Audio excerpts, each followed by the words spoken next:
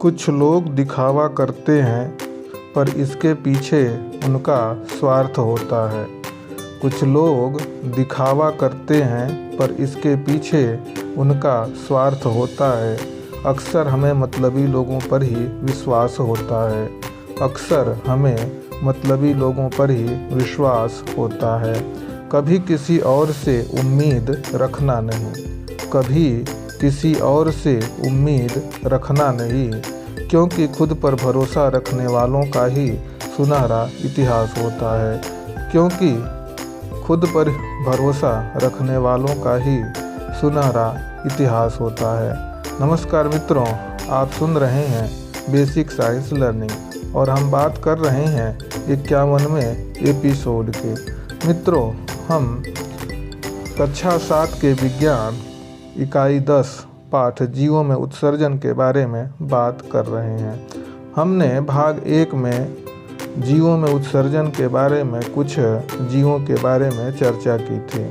हमने यह जाना था कि जो स्तनधारी जंतु होते हैं वो उसमें मुख्य रूप से जो भी दाल, दूध, अंडा, मांस, मछली जो प्रोटीन युक्त पदार्थ खाते हैं उनसे अमीनो अम्ल बनता है। अतः स्तनधारी वर्ग में जो उत्सर्जी पदार्थ होता है वह मुख्य रूप से यूरिया होता है। मानव शरीर में मुख्य रूप से हम इसके बारे में हम अध्ययन करेंगे। जैसा कि हमने भाग 1 में पढ़ा कि जो अकशेरुकी जंतु होते हैं उनमें उत्सर्जी पदार्थ अमोनिया होता है, जबकि कशेरुकी जंतुओं जैसे मत्स्य वर्ग जिसे हम पीसीज या सरीसृप वर्ग, पक्षी वर्ग ये जो होते हैं इनमें सभी जो उत्सर्जी पदार्थ होता है वह मुख्य रूप से यूरिक अम्ल होता है, जबकि स्तनधारी वर्ग में जो उत्सर्जी पदार्थ होता है वह मुख्य रूप से यूरिया होता है। अब हम मानव के उत्सर्जन तंत्र के बारे में बात करेंगे। जैसा कि हम जानते हैं कि मानव शरीर की संरचना बहुत ही जटिल होती है। इसमें मुख्य रूप से 9 प्रकार के अंग तंत्र पाए जाते हैं। इनमें ही एक मुख्य अंग तंत्र उत्सर्जन तंत्र होता है। शरीर में बने नाइट्रोजन युक्त अनावश्यक जो पदार्थ होते हैं जिसे हम अपशिष्ट पदार्थ कहते हैं, रक्त में पहुंचते रहते हैं, जहां से इन्हें शरीर से बाहर निकाला जाता है। इस कार्य के लिए शरीर में रक्त को छानने की व्यवस्था होती है। रक्त को छानने की क्रिया वृक्क द्वारा की जाती है, जैसा कि चित्र में दिखाया गया है।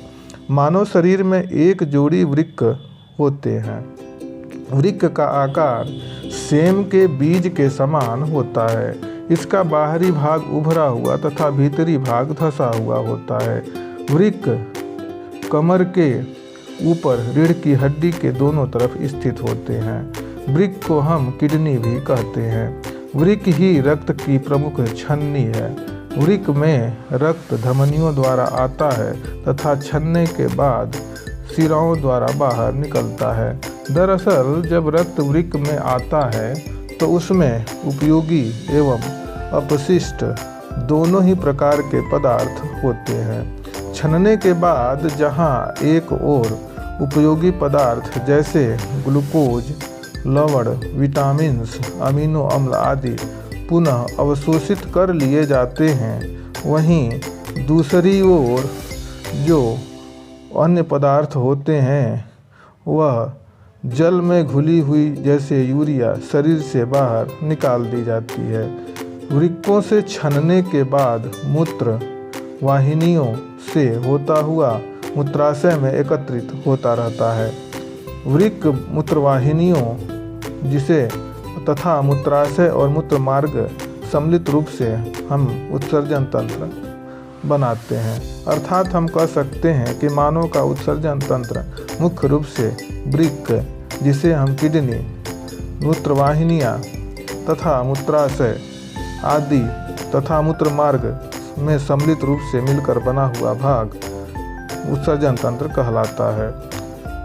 मूत्रवाहिनियों को हम यूरेटर तथा मूत्राशय को हम यूरिनरी ब्लाडर और मूत्र मार्ग को हम यूरेथ्रा कहते हैं। क्या आपने ध्यान दिया है कि गर्मियों की अपेक्षा जाड़े में हम अधिक मूत्र त्याग करते हैं, अर्थात हमको अधिक पेशाब आता है। ऐसा क्यों होता होगा?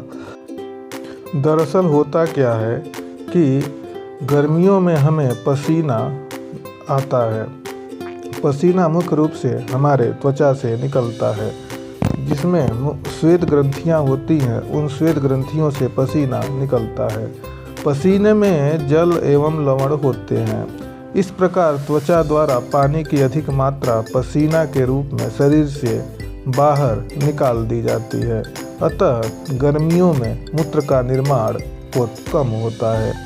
इस प्रकार श्वसन क्रिया में कोशिकाओं में बना हुआ कार्बन डाइऑक्साइड रक्त द्वारा फेफड़ों में आता है, जहां से यह उच्छ्वसन द्वारा वायुमंडल में बाहर निकाल दी जाती है। तो हम यह कह सकते हैं कि पसीना होने के कारण गर्मियों में हमें पेशाब कम लगता है, जबकि ठंडी में हमको पसीना नहीं होता, इसलिए हमको पेशाब ज़्यादा लगता है।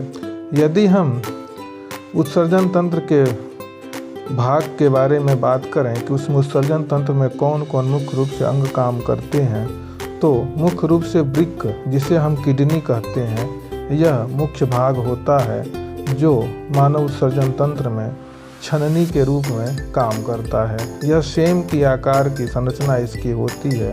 उसके बाद मूत्रवाहिनी आता है। मूत्रवाहिनी, जिसे हम यूरेटर कहते हैं, यह वृक्क से छनी हुई यूरिया को मूत्राशय, जिसे हम यूरिनरी ब्लाडर कहते हैं, उसमें इकट्ठा हो जाता है। अर्थात वृक्क से मूत्रवाहिनी द्वारा यूरिया मूत्राशय में आकर इकट्ठा हो जाता है और मूत्र मार्ग द्वारा वह धीरे धीरे मूत्ररंध्र के द्वारा यूरिया बाहर निकाल दिया जाता है। इस प्रकार हमारा उत्सर्जन तंत्र काम करता है। मनुष्य में मुख्य रूप से उत्सर्जी अंग के रूप में त्वचा भी काम करती है, क्योंकि जैसा कि हमने बताया कि गर्मियों में हमको खूब पसीना होता है, तो पसीना आना भी एक प्रकार से उत्सर्जी पदार्थ है, जिसमें मुख्य रूप से जल तथा लवण उपस्थित होते हैं, जिसके कारण हमको गर्मियों में कम पेशाब लगता है। तो हमारी जो त्वचा की कोशिकाएं होती हैं, उसमें जो श्वेत ग्रंथियां होती हैं, वह भी उत्सर्जी पदार्थ का काम करती है। दूसरा मुख्य रूप से जो उत्सर्जी पदार्थ है वह लीवर है, जिसे हम यकृत कहते हैं। यह भी एक प्रकार के उत्सर्जी अंग का काम करता है, क्योंकि हमारे शरीर में जो खून की कोशिकाएं, जो कटी फटी या डेड कोशिकाएं होती हैं, मृत कोशिकाएं होती हैं, उसको भी यह उत्सर्जी अंग के रूप में काम करता है। तीसरा जो भाग आता है, तीसरा अंग, वह है बड़ी आंत। बड़ी आंत भी उत्सर्जी अंग के रूप में काम करता है। जैसा कि हमने पाचन तंत्र में पढ़ा है कि पाचन तंत्र में जो भी हम भोजन खाते हैं, वह पच करके जब सीधे आमाशय के बाद वह डिओडिनम से होता हुआ छोटी आंत में पहुंचता है। छोटी आंत में भोजन पचता है। बाकी जो हानिकारक और अनावश्यक पदार्थ होते हैं, वह बड़ी आंत से होते हुए बाहर निकल जाता है, अर्थात गुदा द्वार द्वारा वह बाहर निकल जाता है। तो हम कह सकते हैं कि बड़ी आंत भी एक प्रकार के उत्सर्जी अंग के रूप में काम करती है। तो इस प्रकार एक बड़ी आंत, त्वचा और फेफड़ा भी हमारा उत्सर्जी अंग के रूप में काम करता है। फेफड़े की बात करें कि तो जैसा हमने बताया कि श्वसन क्रिया में कोशिकाओं में बना हुआ जो कार्बन डाइऑक्साइड होता है, वह रक्त द्वारा फेफड़ों में आता है, जहाँ से वह उच्छ्वसन द्वारा वायुमंडल में बाहर निकाल दी जाती है। इस प्रकार हम कह सकते हैं कि फेफड़ा भी एक उत्सर्जी अंग के रूप में कार्य करता है। तो हम ये न समझें कि उत्सर्जन अंग के रूप में हमारा वृक्क ही काम करता है। इसके अतिरिक्त अन्य भी कई अंग होते हैं, जिसमें मुख्य रूप से त्वचा, फेफड़ा, यकृत, बड़ी आंत, ये सभी जो अंग होते हैं, यह उत्सर्जन कार्य में सहायक होते हैं। तो मित्रों, आज के इस एपिसोड में बस इतना ही। आगे हम अन्य जंतुओं के उत्सर्जन अंग के बारे में बात करेंगे। धन्यवाद।